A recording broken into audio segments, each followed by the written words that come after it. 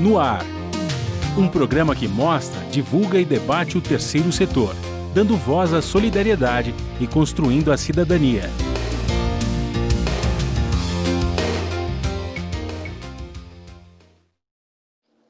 Olá, bom dia, eu sou Joel Scali e começa agora o programa Observatório na Brasil Atual. Como será o mundo de pós-pandemia? Você já pensou, ouvinte, como será a sua vida depois da pandemia? Que ferramentas nós vamos precisar para encarar esse novo mundo que está surgindo agora? Para isso, o Observatório vai lançar neste mês de setembro o Observatório em Movimento. O objetivo vai ser discutir as mudanças que a pandemia causou no Brasil e no mundo e apresentar sugestões de especialistas de diversas áreas do conhecimento de como viver melhor neste período.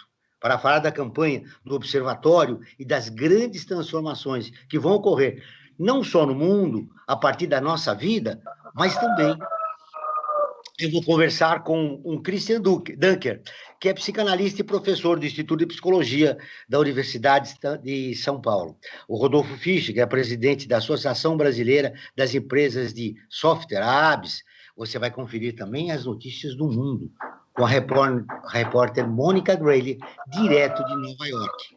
Os destaques do Observatório, quem vai contar é a Júlia Pereira. E também a participação especial do jornalista Frank Valverde. Bom dia, Franklin.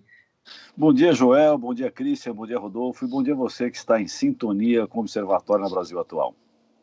Antes de falar das grandes mudanças que devem ocorrer na nossa vida no período pós-pandemia, o Brasil continua pegando fogo, Frank, e nosso presidente fazendo campanha. É verdade. Aliás, ele está em campanha desde 2017, 2016, né? Ele não terminou a campanha dele, ele vive em campanha. É bom saber quando é que ele vai começar a administrar este país efetivamente, né?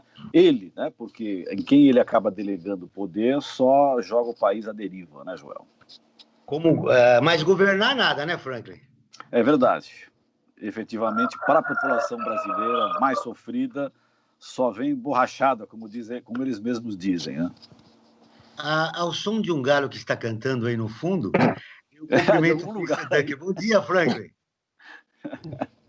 Bom dia, Christian. Tudo bem? Bom dia, Joel. Oi, Franklin. Oi, Rodolfo. Oi, Bom amigos dia. da Brasil Atual. Rodolfo Fischer, como é que você está? Tudo bem? Muito obrigado. Bom dia. Programa. Obrigado, João. Obrigado pelo convite. Bom dia a todos. Bom dia, Valverde. Bom dia, tudo bem, doutor? O galo aqui é meu vizinho. Eu estou num sítio em Sarapuí e ao meu lado, meu vizinho aqui é um galo, né, que acho que perdeu o horário. A gente vai falar das grandes transformações que vão ocorrer no mundo, e você conhece muito bem, que você já está nessa área de tecnologia há mais de 30 anos, Rodolfo, mas a gente não pode esquecer que essa é uma comunicação tradicional. Quando o galo canta, começa o programa. Exatamente. Christian, eu gostaria de começar conversando com você. Está sendo muito angustiante esse momento que nós estamos esperando no período pós-pandemia? Você teme esse futuro incerto que se apresenta no horizonte? Olha, não temo. Tomara que a gente tenha pegado gosto com a ideia de mudar as nossas próprias vidas, com o aprendizado que essa experiência convocou, né, todos nós, com as mudanças que trouxe para nossas vidas, de tal maneira que o medo na saída talvez seja proporcional àquele medo que a gente teve na entrada, né? E talvez a gente tenha aí um pouco de cabin fever, né, o síndrome da cabana, que comece a achar que o mundo lá fora é muito perigoso, que há um temor de que como vai ser esse novo, alguns dizem novo normal, mas de toda forma novo. Isso é uma janela para a reinvenção de pactos, é uma janela para a reinvenção de vidas, é um momento de fechamento de parênteses e abertura para uma nova etapa, né? Essa nova etapa, usando o termo do Christian, Rodolfo, você teme ela? Você que é um homem da tecnologia? Não, eu não temo. Eu acho que como o Christian comentou, é uma mudança, né? Uma transformação. Se olhar, acho que para a história, o ser humano, a civilização, passou por diversas transformações. E acho que o Christian pode falar melhor do que eu. Normalmente o ser humano tem medo do desconhecido, né? São poucos aqueles que se aventuram, né, destemidos, né, por alguma razão, enfrentam o desconhecido. Mas eu também sou otimista, então eu sempre acho que tem alguma coisa melhor. E se parar para pensar, eu achei que nesse momento de isolamento social, os vínculos se fortaleceram. Hoje a gente diminuiu o nosso ritmo, vamos dizer assim, porque a gente estava com avião, desce de avião, entra de reunião, e de repente o nosso dia ele mudou um pouco, né? E as relações familiares, relações com os amigos, elas acho que passaram a ter uma importância maior. E falando em tecnologia, até é estranho isso, né? E outras coisas deixaram de ter tanta importância, né? Se hoje você olha para o meu guarda-roupa, tá cheio de roupa que praticamente eu não uso mais. A última vez que eu usei um terno, acho que foi antes da pandemia, né? Então, você começa a pensar por que tanta coisa, né? Então, é um momento de reflexão, eu acho que é extremamente profundo. Então, você falou é extremamente preocupante. Agora, que ferramentas seriam importantes a gente começar a ter conhecimento para encarar esse novo momento? Se olhar um pouco o que aconteceu nesses últimos meses, na realidade não se inventou nada novo, né? A gente já tinha todas essas ferramentas disponíveis, né? Mesmo o Skype que nós estamos usando nesse momento, o Skype já tinha 15, quase acho que 20 anos, né, de idade. E agora que a gente está percebendo a real utilização, a utilidade, né, de você unir pessoas à distância ao redor do mundo, né? Eu podia estar, quer dizer, eu estou num sítio em Sarapuí, né? Então estou aqui no sítio e vocês estão de repente em São Paulo. Então a gente está conseguindo se unir a essa troca de ideias sem tanto problema físico, né, de transporte, localização, seja onde você estiver. Aí quando você começa a falar em tecnologia, você olha um pouquinho e você vê que tem diversas tecnologias aí disponíveis hoje que podem facilitar o nosso dia a dia, né? Então você começa a analisar toda a evolução que está tendo e até rápida, né, para a descoberta da vacina. Então ela está sendo mais rápida devido a toda a tecnologia do que foi levantado o genoma humano, né, em termos de identificar como é que realmente o DNA das pessoas, isso tudo foi graças à tecnologia que já existe. Então imagino que pode vir por aí em termos das ferramentas que já existem, né? CRISPR, né? Quem lida muito com medicina, técnica de edição genética, é uma outra ferramenta que se olha e fala, eu posso de repente construir um novo ser humano, né? De repente imune ao Covid, né? Então existem a inteligência artificial junto com 5G, depois a gente pode falar um pouco mais, que vai trazer, acho que, uma conectividade e acesso à informação nunca vista até agora pela humanidade, né? Quando você fala em 5G. Christian, nós vamos ter que mudar, é inegável, é uma situação, mas o ser humano é resistente à mudança. Como administrar isso? Quer dizer, como esta... Aí que surge a angústia, né? Porque a síndrome da normalidade todos nós temos, né? E mudar não é fácil. Mas essa resistência à mudança, ela também varia conforme as experiências precedentes que aquele sujeito teve com mudanças. Então a gente pode dizer que tem pessoas que são mais inclinadas assim para uma abertura para a experiência, ou seja, foram gratificadas com a mudança, com a ideia de transformação, como um processo interessante, como um processo prazeroso, como um processo, vamos dizer assim, no qual a gente vai buscando mais e mais prazer e tornando a nossa vida mais rica. Do outro lado, claro que a gente vai reconhecer trajetórias onde a estratégia de fugir do desprazer é a predominante, né? Estratégias mais sofridas, em que sobreviver pode ser assim um grande valor, em que a segurança pode bastar. Mas no fundo, essa passagem da fuga do desprazer para a procura do prazer, para a procura do aperfeiçoamento, ela é também objeto de uma mudança durante a vida. Ela é também objeto assim, de impulsionamento por certas situações, como as que a gente está vivendo agora. Olha, no último fim de semana, a temperatura, embora nós estejamos no inverno, subiu. E as praias ficaram lotadas no Rio de Janeiro, aqui em São Paulo, no litoral norte. As pessoas estão resistentes. Nessa linha que eu gostaria de conversar com você, essa resistência a mudar, porque parece que tudo está voltando como era. E a situação real não é essa, né? Nós teremos que produzir alguma mudança na nossa vida para encarar esse novo momento. Olha, Joel, eu acho que isso convoca uma complexificação da nossa teoria do tempo, né? A gente pode dizer assim que o tempo não é o mesmo, o tempo experiencial, o tempo histórico não é o mesmo para todas as pessoas. Então, vamos dizer assim, então, tem formas de vida que estão ao mesmo tempo em vários passados possíveis e que trafegam em vários futuros possíveis ou que vivem vários presentes ao mesmo tempo, né? Essa interpretação que a gente faz da relação entre as formas temporais, ela é extremamente psíquica, ela varia muito em acordo com a forma como a gente se concilia ou não com os nossos desejos, com a forma como a gente articula fantasias com lembranças, como a gente lida com traumas e com lutos. Tudo isso faz com que o tempo não seja o mesmo tempo em todo momento. Isso vai ser confrontado agora. Agora vamos ouvir a Rádio ONU, que é parceira de conteúdo do Observatório do Terceiro Setor. Em reunião privada, o Conselho de Segurança debate ataques cibernéticos à infraestrutura. A Mônica Grayle, direto de Nova York, traz as informações.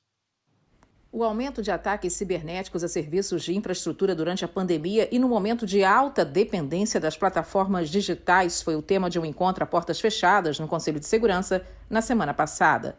Nos últimos meses, crimes na internet, utilizando vírus, malware, e-mails fraudulentos e roubos de identidade se multiplicaram. Muitos desses ataques foram realizados contra serviços de infraestrutura vitais, como no setor de saúde pública. O encontro foi organizado por Bélgica, Estônia, Indonésia e Vietnã, e além dos países do Conselho de Segurança, participaram representantes da Organização Cruz Vermelha, do Escritório de Assistência Humanitária da ONU e outros parceiros.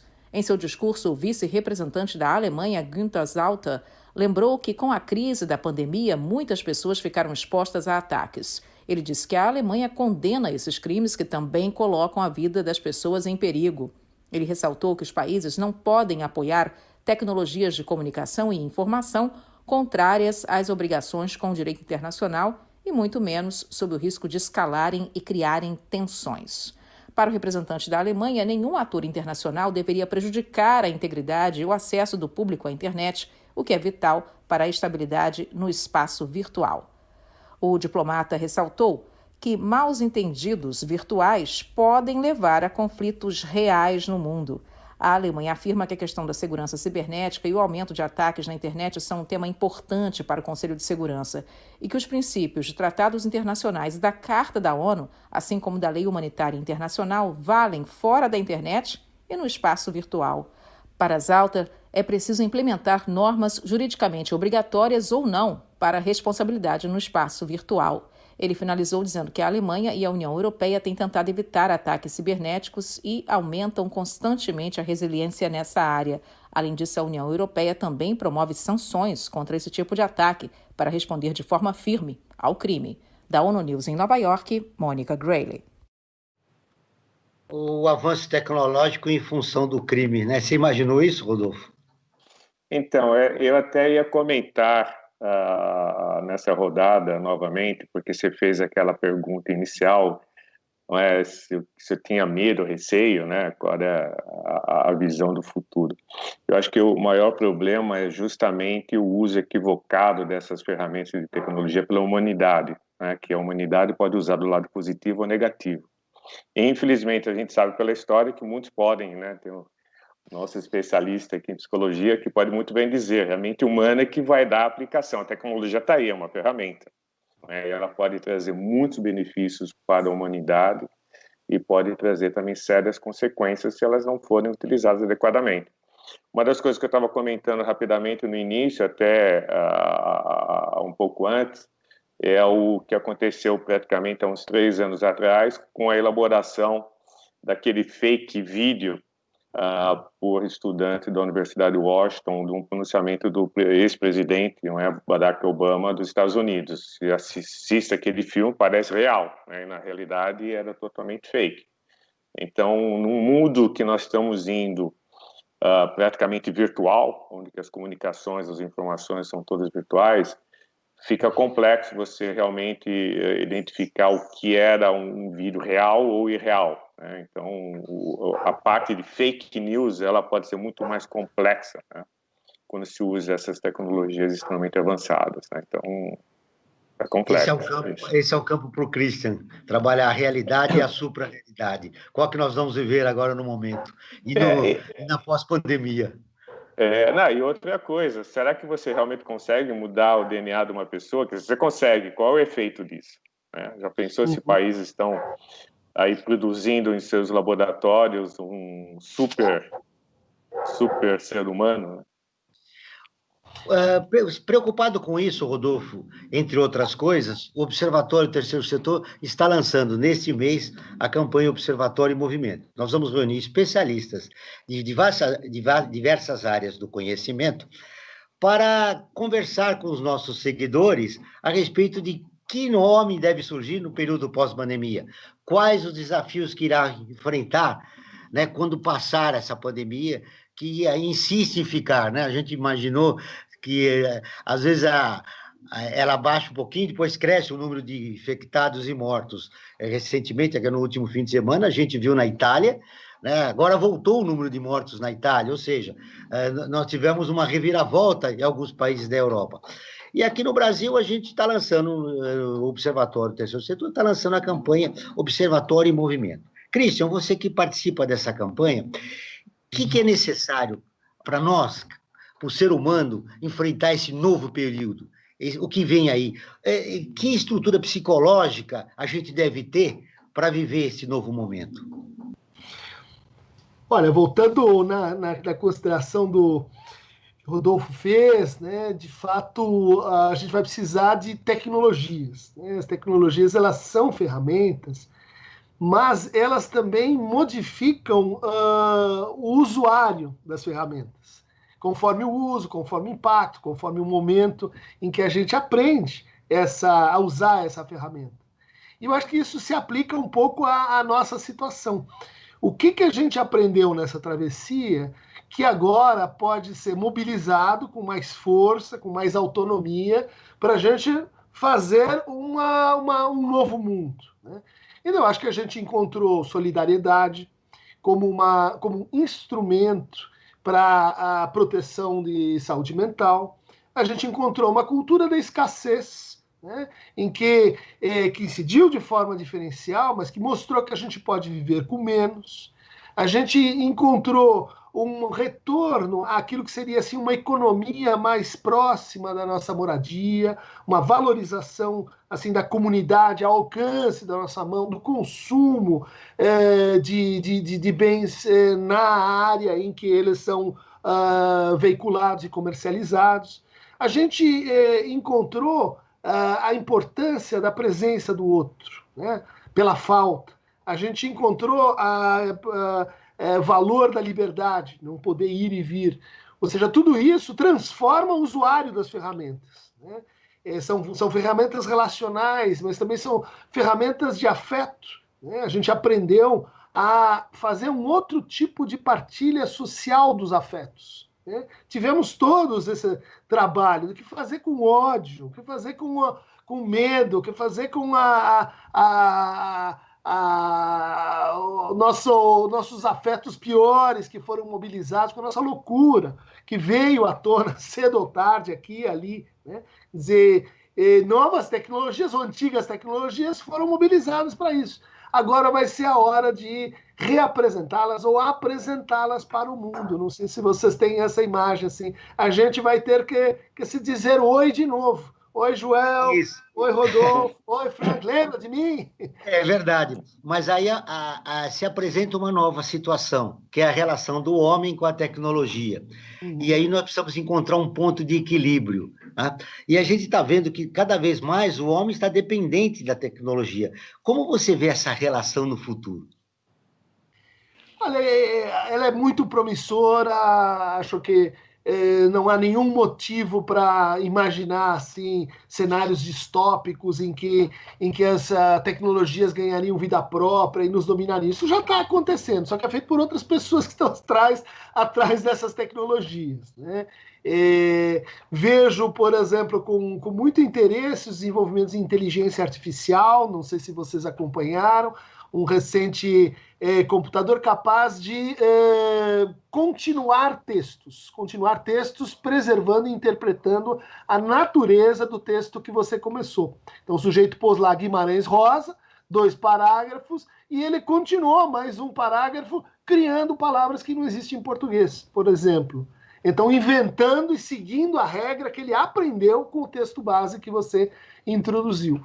Então, a possibilidade de diálogos com máquinas inteligentes, com machine learning, ela é muito grande. Eu diria que o gargalo aí é mais o humano mesmo. Nossa resistência, os maus usos, os usos imprevidentes, os usos também assim utopistas, os usos muitas vezes sem a devida análise de impacto econômico. A gente precisa aprender a usar a tecnologia. Olha só que interessante. E já existem situações que o ser humano que comprovam a utilização da ferramenta, da tecnologia, de uma maneira exagerada. Teve doenças aí recentemente, antes da pandemia, que as pessoas utilizavam mal o celular, acabaram desenvolvendo problemas psicológicos, né? Alguns é até grave, né? Como nós vamos ficar mais dependentes da tecnologia no futuro, você não acha que essa tendência, essa doença da relação entre a pessoa e seu celular de uma maneira exagerada pode aumentar e criar transtornos psicológicos? Eu acho, já há várias pesquisas sobre isso, que mostram uma transformação em estruturas cerebrais associado com o uso específico de telas, né? Especialmente em crianças muito pequenas. Aí a gente vai dizer, olha, mas que terrível, as telas não são recomendáveis. Pode dizer, não, para certas idades não são, mas o fato básico é que a gente ainda não sabe exatamente como essa relação se articula.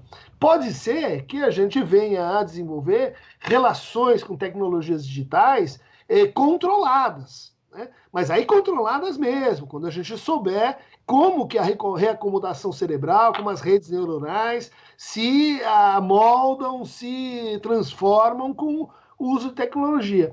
Eu sempre uso um exemplo histórico aqui, que é o da equipe da Madame Curie, que descobriu a radioatividade, uma tecnologia incrível, mas que no começo tratava dessa tecnologia assim, energia é bom, então vamos vender energia nas farmácias? Haviam então cápsulas de radônio, de tório, de material radioativo para venda nas farmácias, porque energia é bom. Morreram todos, né?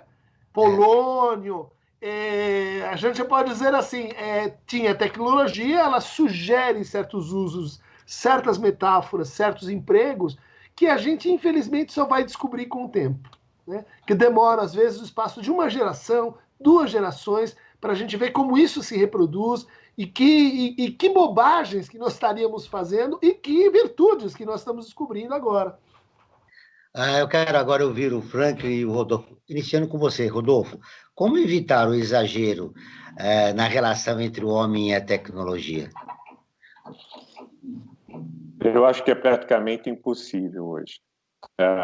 E isso, de repente, até a pandemia pode estar acelerando esse processo de você depender totalmente, como você já citou, né? Hoje, como a gente depende da energia elétrica, depende de ar-condicionado, antigamente falavam da interferência da televisão no ser humano, hoje é o celular, que são os equipamentos. Então, é um processo que, acho que o Cristian falou muito bem, você não sabe qual é o impacto, mas hoje você não consegue mais evitar, né? A pandemia forçou todo mundo a sentar atrás da tela do seu computador.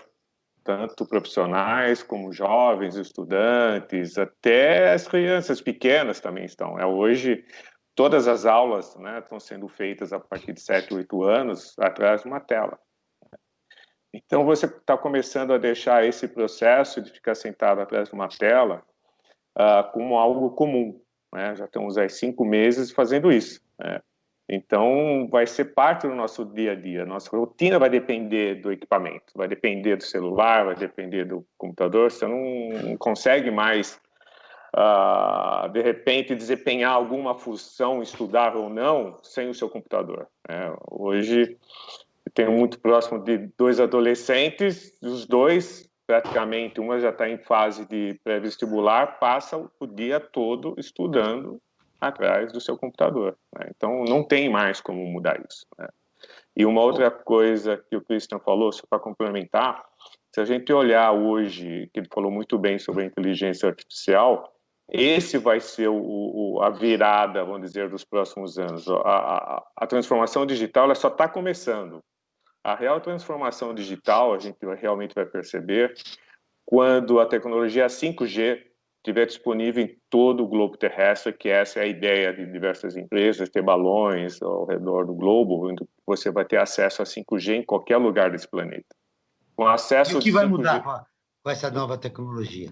vai mudar a velocidade de acesso a todo tipo de informação. Então, imagine que hoje qualquer dispositivo que você tenha vai ter acesso imediato a qualquer banco de dados de informação de inteligência artificial. Então, os dispositivos hoje vão ficar muito mais autônomos, guiados por essa inteligência artificial, que no passado.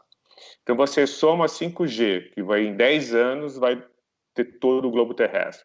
Soma a computação quântica, que tem uma velocidade, assim, excepcional. Coisas que hoje um computador tradicional leva 1000 anos, o quanto leva segundos. Só para você ter uma ideia da comparação em termos de velocidade, que um é sequencial e o outro é paralelo. Quanto é paralelo, consegue processar todas essas informações de uma forma paralela. Então, com o acúmulo de dados que vai fortalecer a inteligência artificial, tanto esses dados, a inteligência disponível em todos os pontos da face da Terra, a transformação vai chegar. Então, você vai, de repente, perceber que os seus filhos, netos, né, sejam lá, eles vão estar estudando mais em casa do que na escola. E, de repente, eles vão ter um robô do seu lado, né, acompanhando, educando de acordo com a capacidade, vamos supor, que esse adolescente ou esse estudante tem. Então, deve mudar um novo mundo, né? Vai ser um novo mundo. A gente vai ter que discutir a nossa vida, a nossa existência humana a partir de novos paradigmas. Ô, Frank, quero te ouvir. Você que é da geração do jornal impresso, como é que você vê essa relação do homem com a tecnologia? Olha, o homem e a tecnologia, na verdade, ela sempre existiu, né, Joel? Se você for pensar lá para trás, né, a invenção, por exemplo, da caneta, isso aqui, dessa caneta que nós usamos, isso aqui foi uma invenção e um avanço tecnológico muito grande, né? O pessoal antes escrevia, né, com uma pluma, né, com uma pena, né, de ganso, né, que o pessoal escrevia. Depois é que foi evoluindo para a pena de metal e a chegar até a caneta. Então, quer dizer, o homem sempre esteve vinculado à tecnologia. Agora, o que é importante, uma questão que eu quero colocar, tanto para o Christian como para o Rodolfo, é essa coisa de que alguns problemas que já existiam antes da pandemia, eles continuam, né? É inegável que com a pandemia a vida começou a passar muito mais pelas redes, pela internet, essa interação cada vez mais aprofundada entre o homem e a tela, né, como nós estamos fazendo aqui agora, nesse momento. Agora, há um problema que já existia antes e que ele ficou muito mais desnudado, que é a questão da inclusão, Joel. Eu acho que essa é uma coisa que precisa ser colocada. Como é que fica a inclusão? Porque, tudo bem, nós temos acesso, né? Eu, Joel, Christian, Rodolfo, nós temos esse acesso às redes e milhares de outras pessoas, milhões de outras pessoas também têm. Mas, por outro lado, há milhões também, ou até bilhões, se a gente for pensar na Terra, que não têm acesso a isso, né? e essas pessoas vão ter que ser incorporadas nesse novo mundo. Então eu pergunto, no caso específico do Brasil, para o Rodolfo, como é que anda essa inclusão dessas pessoas nessas redes? E no caso do Christian, se essa exclusão que existe, né, nos dias de hoje, ela tem o mesmo peso que as outras exclusões sociais de participação, de cidadania mesmo, que as pessoas sofrem. Olha, Franklin, eu acho a questão muito importante. Eu sinto que a gente tematiza pouco o fato de que existe um fundo nacional criado para a informatização das escolas brasileiras.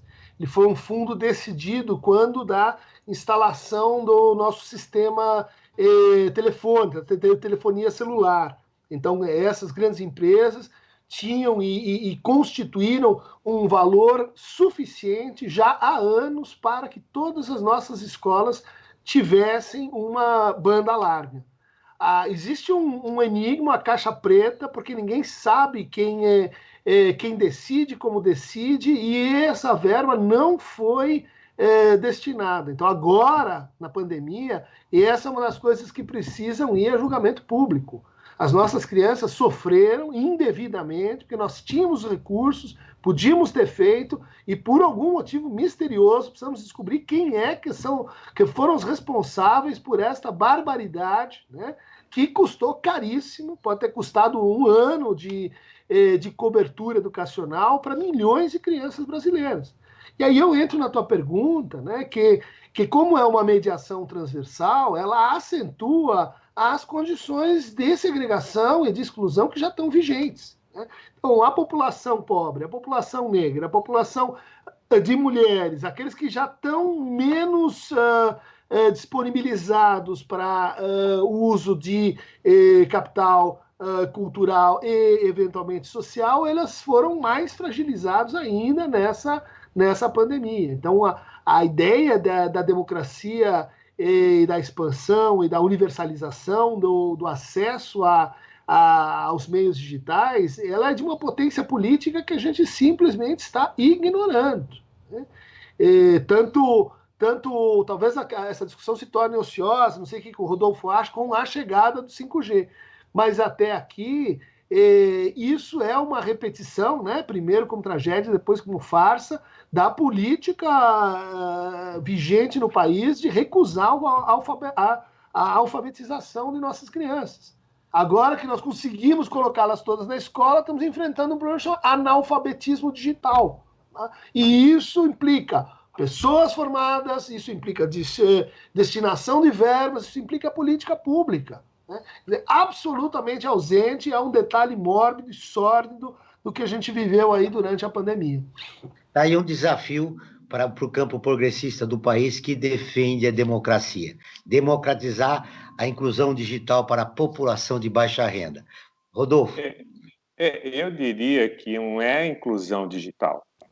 Eu acho que isso é uma inclusão social.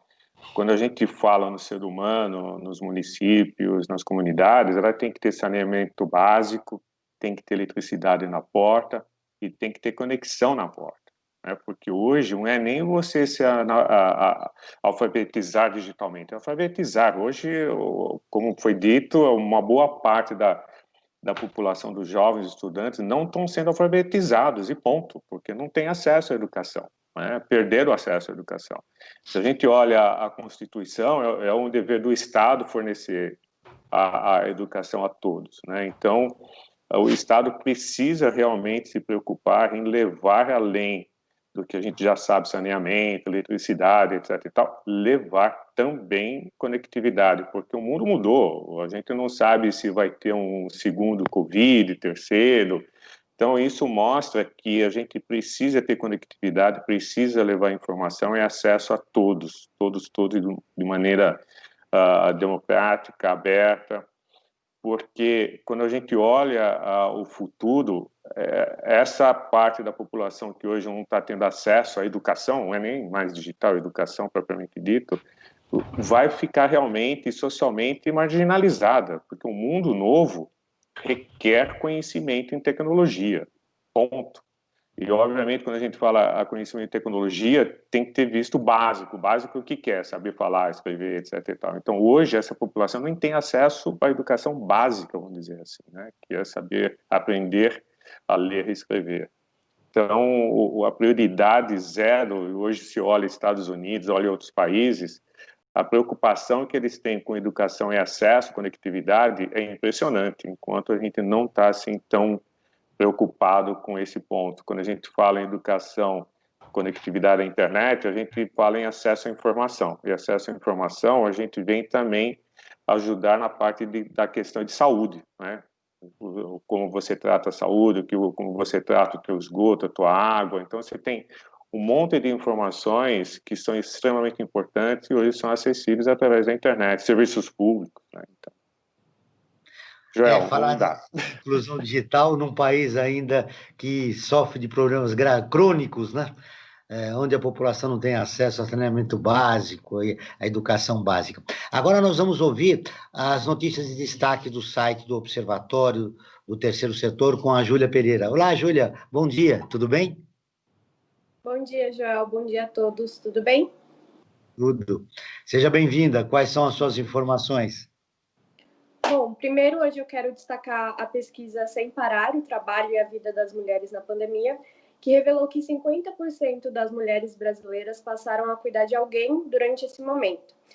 De acordo com a pesquisa, 72% das mulheres que responderam perceberam que surgiu o trabalho de monitorar ou fazer companhia a alguém em domicílio. Entre as mulheres que seguiram trabalhando durante a pandemia com a manutenção dos salários, 41% afirmaram trabalhar mais na quarentena. E um estoque de um restaurante fechado por conta da quarentena foi transformado em doação de marmitas. Augusto Pinto, que é o gestor do restaurante, viu no estoque a oportunidade de criar um projeto de doação de marmitas à população mais vulnerável. O nome do projeto é Comida para Todos e está conquistando cada vez mais parceiros e expandindo a atuação também. E, por fim, uma menina de 9 anos da Paraíba, que desde os 4 anos tinha o sonho de ser bailarina e tirar a família da pobreza. Mesmo com tanta dificuldade, ela conseguiu uma vaga no Teatro Municipal de Campina Grande para poder realizar o sonho de viver da dança.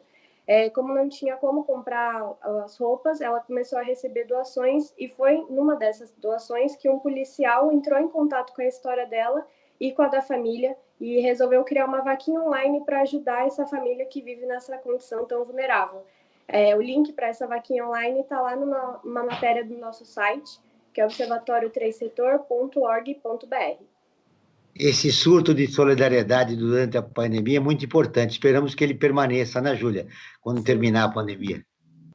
Sim, com certeza. É bonito ver essas ações surgindo agora, né? Apesar de tanta notícia ruim, tem várias que acabam dando mais esperança para a gente nesse momento. Mais alguma informação? Não, por hoje é isso. Os ouvintes podem acompanhar a gente nas redes sociais para ficar atento a essas e outras notícias também. No facebook.com/observatório3setor e no Instagram é @observatório3setor. Obrigado, Júlia, pelas suas informações. Você volta na semana que vem. Obrigada. Franklin, que coisa bonita, né? Esse gesto desse policial lá na Paraíba, né? Em Campina Grande, né? Eu acho Campina Grande, isso. Exatamente. Campina Grande, que é a terra lá das festas juninas, né? No meio do ano, são famosas as festas que a cidade realiza. Mas esse gesto de solidariedade é importante destacar. São essas matérias que o Observatório busca em todo o país, como eu disse para a Júlia, nesse surto de solidariedade que eu espero que permaneça. Mas nós vamos sempre identificar esses personagens ao longo, né, da nossa existência, né, daqui para frente, inclusive enfatizando isso com os nossos convidados no Brasil, no Observatório em Movimento. Você tem mais algumas informações, Franklin? Falando nessa questão do observatório na quarentena, né, que nós estamos, que foi feito o resultado na quarentena e agora nós estamos com o Observatório em Movimento, a Júlia falou da participação nas redes sociais, sim, é importantíssimo, você que nos acompanha, tanto no Facebook como no Observatório, e eu quero acrescentar mais uma rede que nós estamos também, que é no YouTube, youtube.com/observatório3setor. Então você pode ir lá e e acompanhar o que nós temos feito. E entre as várias coisas que nós fazemos também nas redes sociais, nós costumamos fazer várias enquetes, Joel. Eu tenho aqui uma enquete que a gente pode repercutir tanto com o Christian como o Rodolfo, até falando com relação a esse momento que a gente vive, né? Se essa questão que eu vou falar, se ela se exacerbou ou não, tá? Nós fizemos uma enquete. Você conhece alguém que tentou ou já se suicidou? Olha só o que os nossos e as nossas internautas disseram. 90% disseram que sim, né? Que conheceram alguém, né, que se suicidou ou que tentou o suicídio, e 10% não. Eu coloco, nessa pandemia, será que isso acaba afetando as pessoas? Elas criam uma certa desesperança com esse mundo que nós estamos vivendo e acabam tentando dar um fim a tudo isso da forma mais radical possível. Acho que o Christian talvez possa colocar um pouco isso à baila de que forma que a gente pode trabalhar com esses dados aí, né? E se a gente souber, por exemplo, que alguém está próximo a isso, o que a gente pode fazer para tentar evitar? E talvez o Rodolfo, até falando com a questão das tecnologias, de que maneira elas poderiam estar ajudando para que isso não acontecesse. O Christian pode iniciar, pelo menos, com essa questão. Eu posso só fazer um comentário, Christian, antes de você responder, porque eu só quero colocar um ponto, aí você aproveita e já inclui no seu comentário. Hoje, como todo mundo está em isolamento social, ou seja, os jovens, que normalmente têm uma probabilidade maior de suicídio, com esse convívio maior familiar, isso muda esse possível risco de suicídio de um jovem? Só para colocar esse questionamento. É uma circunstância importante essa que você menciona, né? Mas eu diria, pensando assim, nesse tema tão delicado, que tem atraído a atenção da Organização Mundial de Saúde, da Organização Pan-Americana de Saúde, como uma das prioridades para enfrentamento em termos de saúde pública, né? E que não pode ser abordado do ponto de vista de uma causalidade única. Isso é muito difícil vamos dizer assim, no estudo clínico da matéria, né? Quando a gente tem assim um suicídio, parece muito simples a gente voltar os passos atrás e ver ali que haviam sinais, que a pessoa pediu ajuda, que havia às vezes um quadro de depressão, consumo de entorpecentes, que havia um quadro de base mais grave em termos de transtorno. Então, se cria assim uma ilusão perspectiva de que a gente pode então pegar esse processo e prever rotas e percursos, o que não vem acontecendo, né? Então, de trás para frente é fácil, da frente para trás não é tão fácil assim, né? Ao que parece, é uma questão que exigiria uma abordagem mais assim ampla em termos de saúde mental, não só ligada então à figura dos especialistas, psicólogos, psicanalistas, psiquiatras, mas como uma espécie assim de atividade básica que todos nós deveríamos ter alguns recursos para fazer frente a isso e para cuidarmos de nós mesmos e daqueles que estão assim à nossa volta, né? Isso está num estado assim de começo de conversa, né? A ideia de que você pode ter whistleblowers, né? Que são pessoas mais sensíveis, que mais ou menos monitoram assim uma comunidade, uma classe, uma escola, um departamento de empresas, né? A ideia de que a escuta e a fala são protetivas para o suicídio. Muito. Um dos métodos mais protetivos é o Centro de Valorização da Vida, né? Que é o quê? Uma tecnologia. Uma tecnologia, vamos dizer assim, muito simples. Você liga, está 24 horas disponível e você fala com uma pessoa que vai simplesmente te acompanhar, não vai te dar instruções, nem ordem, não é uma pessoa, vamos dizer assim, profissionalizada, né, numa área específica, mas é alguém que sabe escutar. O que mostra que a prática da escuta ela pode ser aprendida, ela pode ser disseminada, e ela tem, então, aí um valor muito grande, porque uma das condições de aumento geral de sofrimento, e daí para a ideação suicida, para o planejamento, isso muitas vezes é um começo, é a situação de solidão.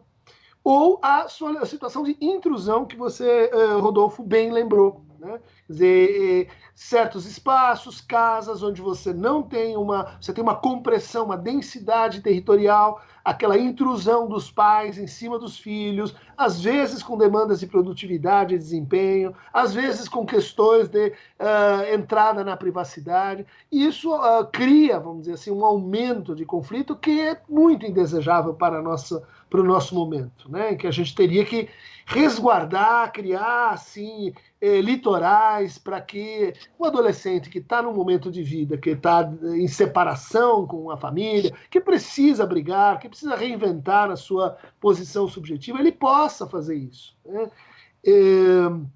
A gente tem vários experimentos tecnológicos, alguns muito interessantes. Eu vou contar, mas eu vou omitir alguns detalhes, né? É uma experiência no Japão, em que nós estamos a 4 minutos. Isso que eu ia falar para o Cristian. Você conta essa experiência do Japão, nós temos mais 4 minutos. O tempo passou muito rápido com vocês, foi um programa muito prazeroso e de muito conteúdo. Cristian, essa experiência do Japão, rapidamente, que eu quero suas conclusões finais. Quando a pessoa entra em sites que falam sobre suicídio, automaticamente uma rede de amigos conectados a essa pessoa é acionada e, sem que os amigos saibam, há uma facilitação para que eles entrem em contato com aquela pessoa. É interessante isso, porque o suicídio é um tabu na sociedade moderna. Sim. E até os anos 60, a imprensa não divulgava suicídios, pensando que não tocar no assunto era melhor. Agora não, você tem que conversar coletivamente sobre esse problema, não só na família, mas nos meios de comunicação também, que é uma forma de ajudar as pessoas que estão fragilizadas e pensando em se matar. Rodolfo, suas conclusões finais, muito obrigado. Seja bem-vindo no Observatório Movimento, viu, Rodolfo? Semanalmente você vai trazer informações a respeito desse assunto, mas eu quero suas despedidas e agradecendo novamente. Foi um grande prazer te ver. Você estará aqui semanalmente no Observatório Movimento. Que bom, muito obrigado pelo convite, vai ser um prazer. E, rapidamente, na realidade, a sociedade está em transformação, as pressões são cada vez maiores, esse tema de suicídio é um assunto extremamente delicado, eu acho que a conversa consegue resolver uma parte disso, eu acho que a gente tem que estar atento nos detalhes, né? Se a gente não ficar atento nos detalhes, essas coisas acontecem muito próximo. Então, com a tecnologia que tem a nossa volta, facilitando o nosso dia a dia, a gente precisa sempre também separar um tempinho para a gente bater um papo, né? Conversar com os filhos, conversar com a esposa, com os pais, porque acho que isso é a parte mais importante da vida e a tecnologia, de repente, pode ajudar, e a gente tem que ser inteligente de usar ela de uma forma melhor, né? Novamente, muito obrigado pela sua participação.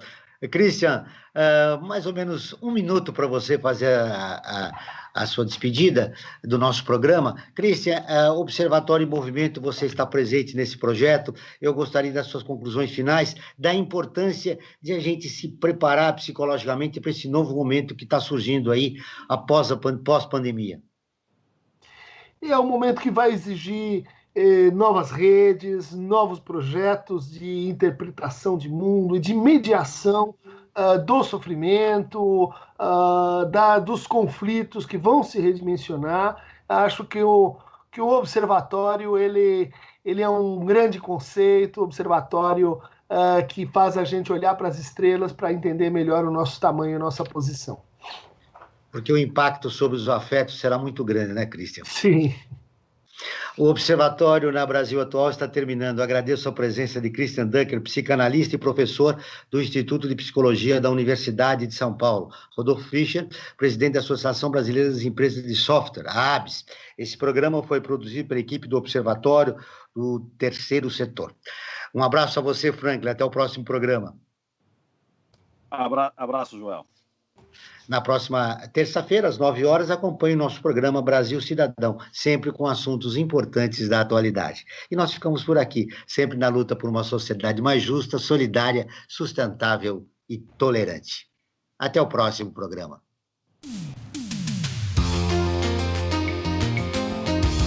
Você ouviu na Brasil Atual mais uma edição do Observatório do Terceiro Setor, sempre na luta por uma sociedade mais justa, solidária, sustentável e tolerante. Observatório do Terceiro Setor, o olhar da cidadania.